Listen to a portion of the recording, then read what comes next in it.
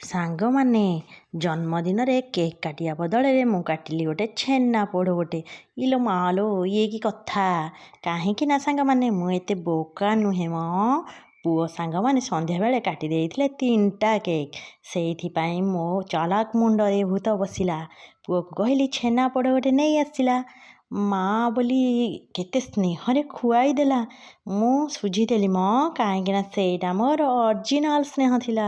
Good morning ସାଙ୍ଗମାନେ। ସେମାନଙ୍କ ପାଇଁ ଭାତ ଡାଲି ଆଉ ଚୁନା ମାଛ ଭଜା, ମୋ ପାଇଁ ଭାତ ଡାଲି ଆଉ ଛୁଇଁ ଆଳୁ ଭଜା।